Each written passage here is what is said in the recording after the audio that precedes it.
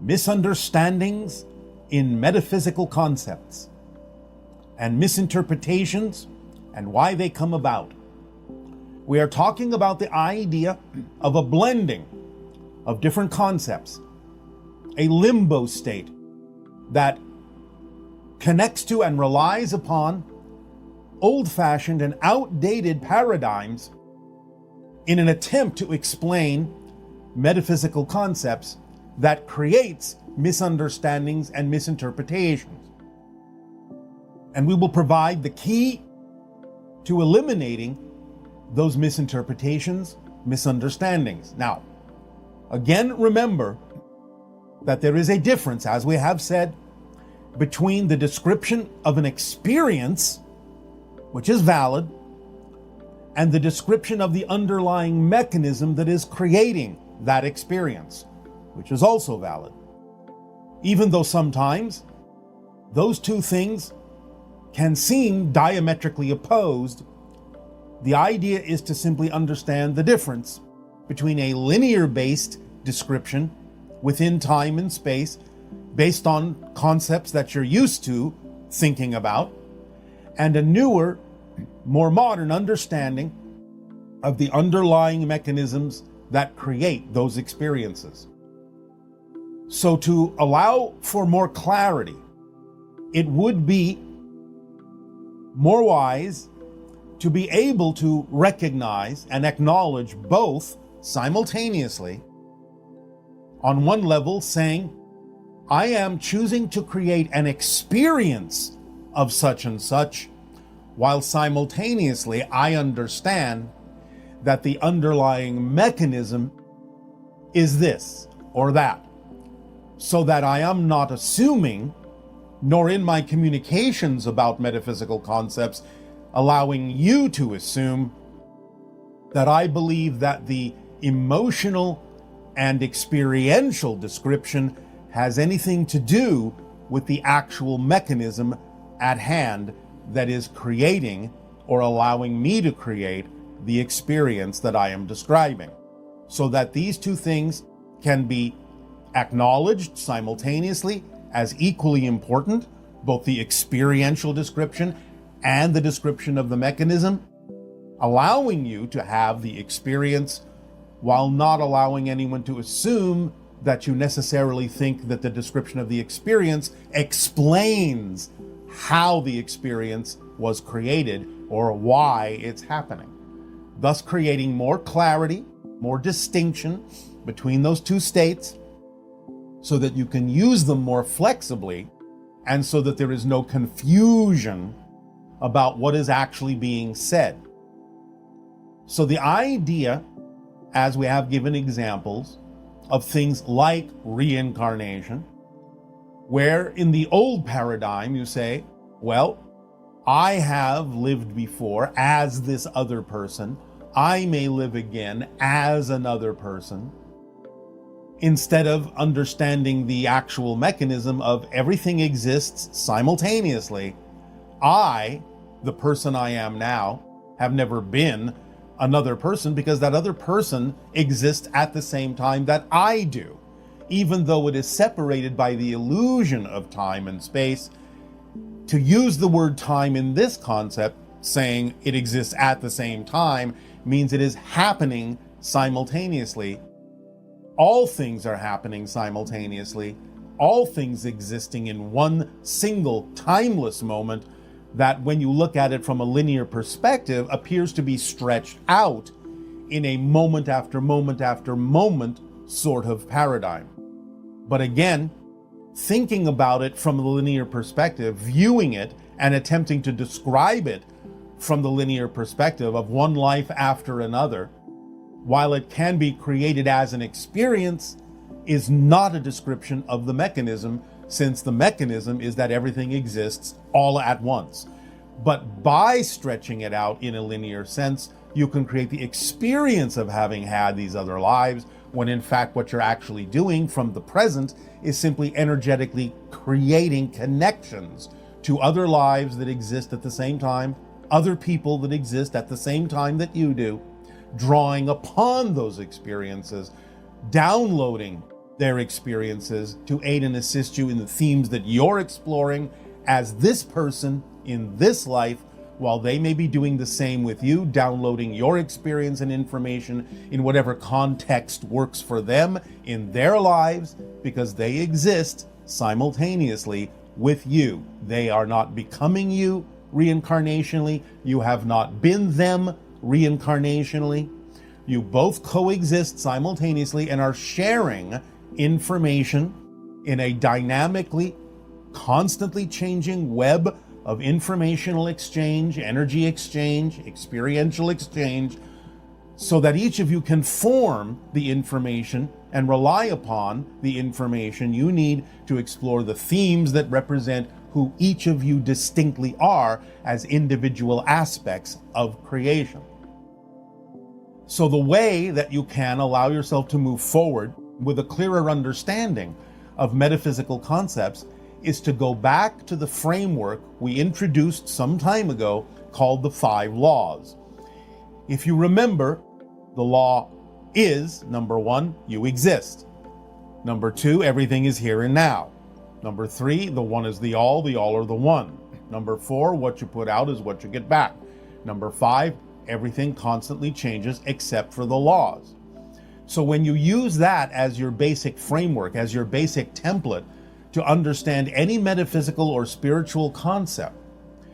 by comparing the metaphysical concept to the structure of the 5 laws, you can begin to realize the true underlying mechanisms as opposed to the description of the experience that you are having. For example, the first law, you exist. When you have a complete and deep understanding of what that means and how it means you cannot cease to exist, even though you may change your expression, you will always be you from your perspective experiencing things, that you cannot cease to exist, then you know that death is not the end of anything. It is simply a transformation into another state of being, be it physical or non-physical, doesn't matter. And therefore you can use that law to understand that there is really no such thing as death as you think you have understood it experientially from your linear perspective for thousands upon thousands of years. When you understand the second law,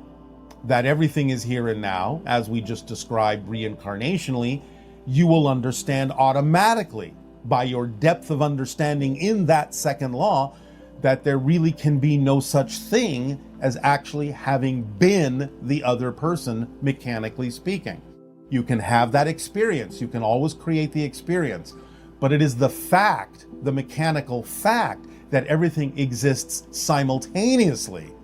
that allows you to have the experience of using and viewing that mechanism from a linear perspective that allows you to have the experience of having lived before, the so-called memory of having lived before,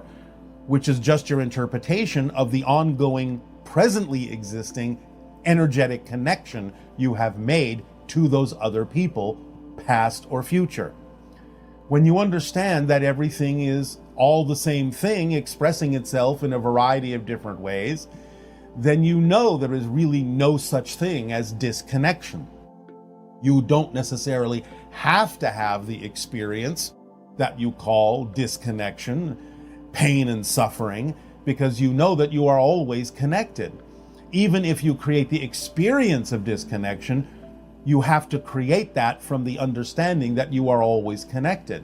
So you can choose how to use your connection, how to know that everything is one thing expressing itself in different ways, and that it is not possible for you to actually mechanically be disconnected from existence. But you can use it to create the experience of disconnection. Use it to create the experience of disempowerment. Use it to create the idea that you lack trust, lack confidence. You can use it that way, but you have to understand that paradoxically, because everything is one thing expressing itself in a number of different ways, that you are just simply using that connection in a variety of ways that could be negative or positive, mechanically speaking. When you understand very deeply that what you put out is what you get back, you can understand that physical reality is a guiding mechanism that is showing you exactly a reflection of the vibrational resonance and frequency that you are giving off with your belief systems, be they conscious or unconscious. When you understand that change is the constant within creation, you understand that the changes you go through is your relationship to the thing that never changes, which is the structure of existence, which are the 5 laws. So it is a deeper understanding and a remembering of the 5-law structure that would act as a filtering system and a template for you to compare any metaphysical concept you come across to that structure, to see what metaphysical concepts are being thought of as a reflection of an experience, as opposed to how to understand that metaphysical concept mechanically, the underlying mechanism that allows you to have the experience. So a deeper understanding of the 5 laws will allow you to compare any metaphysical or spiritual or even non-spiritual concepts against that, to know that that is the structure of existence. That's how everything works. It is always a combination of those laws that creates every experience you have. But at the same time, being clearer about what those 5 laws actually mean, going deeper into your understanding of them, will allow you to automatically start understanding and seeing the difference between an experience of a metaphysical concept and the mechanism that underlies it. Again, for example, the concept of psychic functioning or predictions. If you know, again, that everything exists now, then it is not a surprise that someone who is tuned to a parallel probability reality could pick up on the idea that that reality that you could shift to may have a high degree of energy behind it, a high degree of momentum behind it, may be the most likely manifestational reality to occur if things do not change. But understanding the 5th law, that everything changes, gives you the opportunity to say, well, if I understand that that prediction is not necessarily a prediction of the future, but a prediction, a sensing of the energy that exists in the present, because everything is here and now, then I understand that it's simply an opportunity to know where the energy lies now,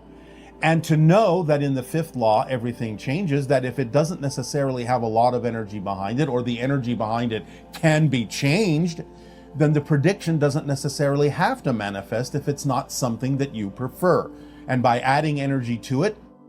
in a different direction, by defining it in a different way, by using it as simply a present day sensing of where the energy is, instead of an absolute prediction of something that's inevitable or unavoidable, then you can use the law of change to add energy to it in a particular way that can allow the prediction to render itself obsolete by having known what it is telling you about the present energy. So again, using the 5 laws and comparing metaphysical concepts that you have lived with for thousands of years against that framework can give you far more clarity about what the mechanical truth is behind many of the metaphysical or spiritual experiences you may have in your life. So we would always suggest and recommend and encourage you to look more deeply into the 5 laws, understand them much more clearly, and that will give you the template to carry through life, so that anytime you have